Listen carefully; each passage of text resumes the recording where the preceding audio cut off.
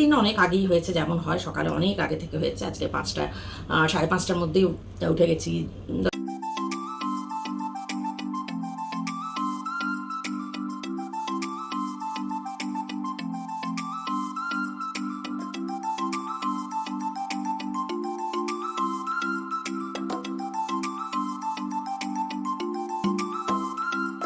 ব্ল্যাকের মধ্যে দেখো, এগুলো হচ্ছে বক, পুরো ব্ল্যাকের মধ্যে সিলভার।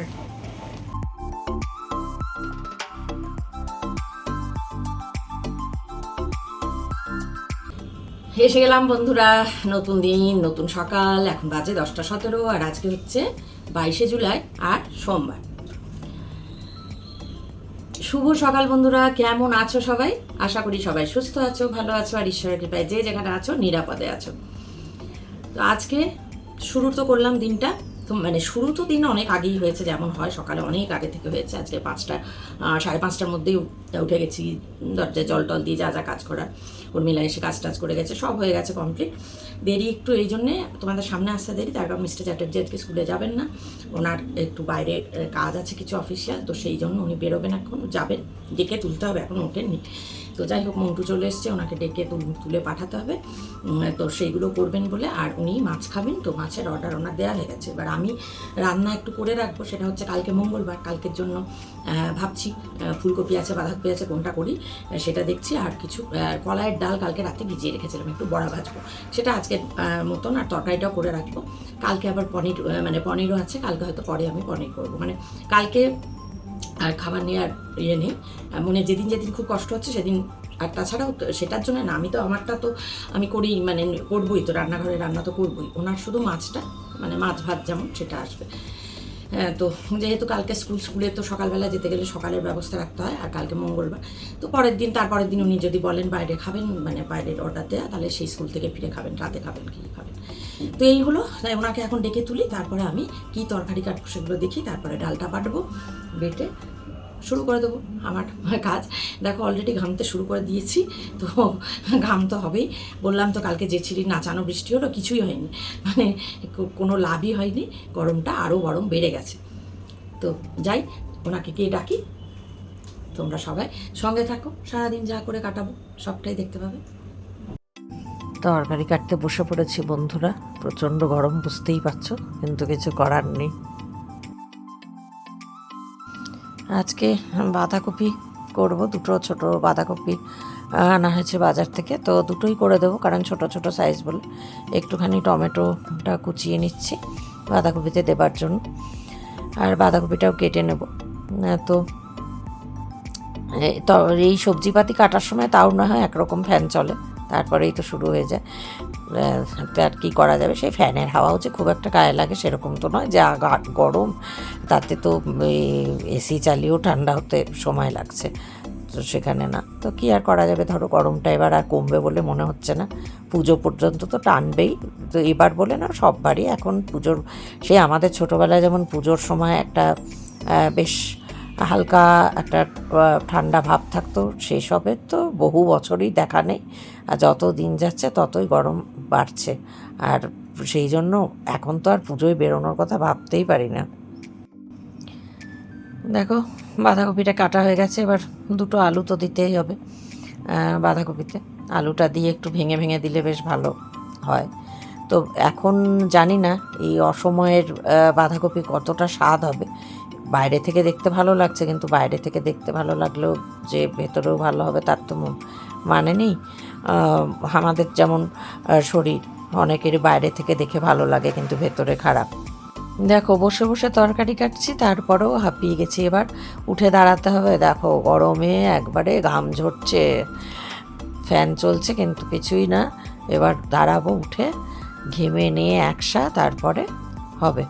এবার উঠে দাঁড়াই, বুঝতেই পারছো বসা থেকে ওঠা। আলুটা ধুয়ে নেব, বাঁধাকপিটাও ধুয়ে নেব। তো কাটার আগেও ধোয়া হয় অনেক সময়, কিন্তু আবার কেটে নিয়েও ধুলে আমার মনে হয় বেশি ভালো, তো তাই কাটার পরেই ধুয়ে নিচ্ছি আমি। ভুলেই গেছিলাম বন্ধুরা, কড়াইটা মাজতে নিয়েছি, দেখো একটা করতে যাই আর ওপর থেকে আবার বাসন পড়ছে, মানে যত পারি না তত মানে যেন কাজ বাড়বেই, এটাই। তো এই যেহেতু ননস্টিকের এখন ব্যবহার করছে, এই জন্য তোমাদেরকে আগেও বলেছি বারবারই ধুয়ে নিতে হয়। তবে এই কড়াইটা জানো তো বন্ধুরা, এই কড়াইটা না আমার মনে হয়, এটা জানি না, আমি অনলাইনেই কিনেছিলাম হয়তো, এইটা কিন্তু একটু যেন তরকারি কমানো থাকলেও থাকলেও একটু লেগে লেগে যাচ্ছে জানো। তো বুঝতে পারছি না, এটার হয়তো কোয়ালিটিটা অত ভালো না অন্যগুলোর মতো। অন্যগুলোতে কিন্তু এই সমস্যা আমাকে ফেস করতে হয়নি, এই কড়াইটা দেখছি। কিন্তু এটা একটু বড় বলে এটাও ব্যবহার হচ্ছে। তো নতুনই বের করলাম, তো জানি না, যখন অনলাইন থেকেই নিয়েছি মনে হয়। বাঁধাকপি রান্না করব যখন, তখন তো একদম খাঁটি সর্ষের তেলে। হ্যাঁ, এবার খাঁটি কিনা সর্ষের তেল সেটা কী করে বুঝবো, তাই না বলো? আমরা তো খাঁটি বলেই কিনি, ভালো ব্র্যান্ডেড কোম্পানির সর্ষের তেলে কিনি, কিন্তু সেটা কতটা খাঁটি সেটা কী করে বুঝবো? যদিও হ্যাঁ, বলতে পারো কেন, গন্ধে ঝাঁঝে, যেমন বিজ্ঞাপন দেয় আর কি, ঝাঁঝ গন্ধ স্বাদে অপূর্ব। তো যাই হোক, একটুখানি মজা করলাম তোমাদের সঙ্গে, একটু মজা না করলে সারাদিন তো একা একাই কাটে। সারাদিন কেন, সব সময় একাই। তো এই দেখো বসালে না খুব চট করে হিট হয়ে যাচ্ছে, ওই জন্য বললাম না কড়াইটা আমার মনে হচ্ছে কড়াইয়ের কোয়ালিটিটা মনে হয় খুব একটা ভালো না। তো যাই হোক, এখন মানে ওই খুব কমিয়ে সিমে করে দিয়েই করতে হবে। এবার আমরা তো কমিয়ে বাড়িয়ে দুরকম করেই করি। তো যাই হোক, আলুটা আগে একটুখানি ভাজা ভাজা হয়ে এলে তারপরে কপিটা দিয়ে দেবো। তো আলুটা দিয়ে দিয়েছি, এবার কপিটা দিয়ে দেবো।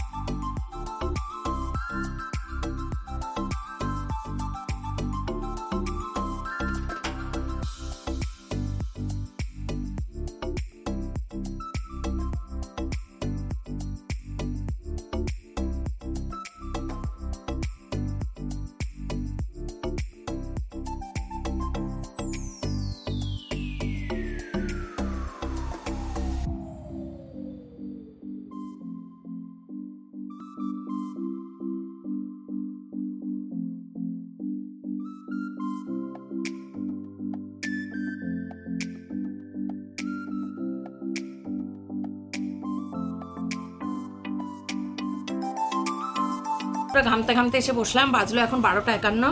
বসলাম মানে কি, বাঁধাকপিটা হচ্ছে আর ডাল বাটা হয়ে গেছে, কলার ডাল, ওটা গিয়ে এখন বড়া, একটু লঙ্কা কুচি করবো, করবো করে করে বড়াটা ভাজবো।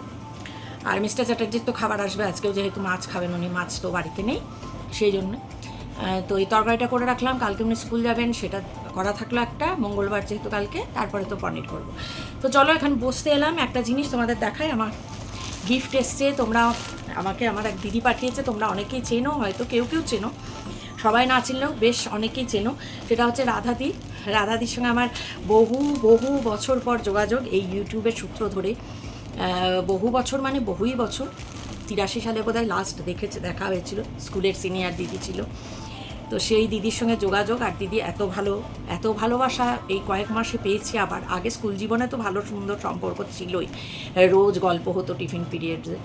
তো সেই দিদি আমাকে শাড়ি পাঠিয়েছে একটা, তো শাড়িটা খুলি তোমাদের সঙ্গে শেয়ার করি, অবশ্যই শেয়ার করবো। এরকম ভালোবাসা মানে এইটার মানে দাম মূল্য আমি বলে বোঝাতে পারবো না। কারণ সত্যি কথা বলতে কি, অনেক বছরই আমি পাই না মানে কি, আমাকে দেওয়ার কেউ নেই। অনেক বছর মাঝখানে অবশ্য পেয়েছি, অবশ্যই আমার এক বন্ধু বৌদি, যার পার্লার রয়েছে, গীতা বৌদি আমাকে পুজোতে মানে কয়েক বছর ধরেই গীতা বৌদির কাছে থেকে পাচ্ছি, সেটা মানে বলে মানে আমি আসলে এমনি মনে করছিলাম, কিন্তু না, গীতা বৌদির কাছ থেকে পেয়েছি অবশ্যই। কিন্তু মা বাবা তো নেই, আর কেউ নেই দেওয়ার মতন, তো সেটা পাইনি। যে যা কিনি নিজে শখ করে যখন কিনি। তো এইটা হচ্ছে তাই জন্যে বহুদিন পর এরম মানে গিফট পাওয়া, এত দূর থেকে। এটা এসছে কলকাতা থেকে, কলকাতার বোধহয় খুব ভালো কোনো বুটিক থেকে। তো শাড়িটা খুলি আগে, বকবকটা কম করি। হ্যাঁ চলো এসো, এবার কেটে ফেলি, কেটে বার করব সেই ভালোবাসায় মোড়া। কি অপূর্ব দেখো, দাঁড়াও খুলি ভালো করে, এক্সপ্রেশনটা ইয়ে করার জন্য আমি দাঁড়াও। শাড়িটা কি অসাধারণ, এটা কি সিল্ক, কি অপূর্ব ব্ল্যাকের মধ্যে দেখো, এগুলো হচ্ছে বক, পুরো ব্ল্যাকের মধ্যে সিলভার, পাটটা দেখো জাস্ট সিল্ক, মানে দারুণ সিল্ক এগুলো, মানে আর ভেতরের কাজ পুরো সিলভার, এগুলো বক, মানে জাস্ট আমি মানে কিছু বলার মানে নেই, ভাষা নেই আমার, মানে আঁচলটা দাঁড়াও, এই ভাঁজ খুললে একিয়ে, কিন্তু না খুললে তো হবে না, দেখতে হবে না। ওফ, এক্সক্লুসিভ এক্সক্লুসিভ, অসাধারণ অসাধারণ। তুমি যদি দেখো, তুমি যদি দেখবে তো নিশ্চয়ই, কি অসাধারণ। এই দেখো, দেখো বন্ধুরা, এই দেখো, এতে লাইটে আমি জানি না বোঝা যাবে কি না ঠিক মতন, এটা পুরো সিলভার কাজ, পুরো পুরো আঁচল, এই দেখো। উফ, পুরো এগুলো বক সিলভারের, কি দুর্দান্ত। আর তার সঙ্গে ব্লাউজ পিসটাও কি এক্সক্লুসিভ, মানে সেলফের ওপর ব্লাউজ পিস, তোমরা হয়তো বুঝতে পারবে না ঠিক, সেলফ মানে ব্ল্যাকের মধ্যে, মানে ওর মধ্যে ফুলের মতন, এটা বোঝা যাবে না, ব্লাউজ পিসটা দারুণ। শাড়িটা কি দুর্ধর্ষ শাড়ি, কি এক্সক্লুসিভ, একদম অসাধারণ। বললাম না কলকাতার কোন মানে ভালো বুটিক, জাস্ট জানি না আমি এরকম অবস্থায় আছি কীরকম লাগবে, কিন্তু এই শাড়িটা পরার জন্য আমি একদম মানে ইয়ে হয়ে আছি। দেখো, আর বসে বসে দেখাচ্ছি আমি তো, তাই জন্য দাঁড়াও, দাঁড়িয়ে দেখাই, দাঁড়াও। এই দেখো কি সুন্দর, দেখো, জানি না তোমরা কতটা বুঝতে পারবে, কিন্তু সামনে থেকে শাড়িটা এত অসাধারণ, মানে বলার নয়। এই দেখো আঁচল, আমি হয়তো ভালো করে দেখাতে পারলাম না আজকে, যেহেতু তাড়াহুড়োর মধ্যে, পরে আমি ভালো করে তোমাদেরকে দেখাবো শাড়িটার ফলস পিকো ব্লাউজ পিস করতে দেওয়ার আগে। দেখো দূর থেকে হলে বোঝা যাবে, দাঁড়াও, পড়লে আমাকে কেউ ছবি তুলে দেওয়ার তো নেই, এই জন্য। এই দেখো, এই যে আঁচল,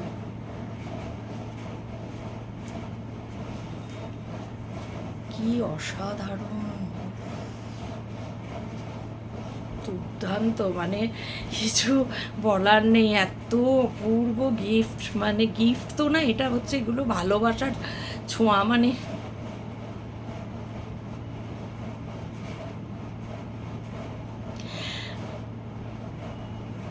লাভ ইউ দি।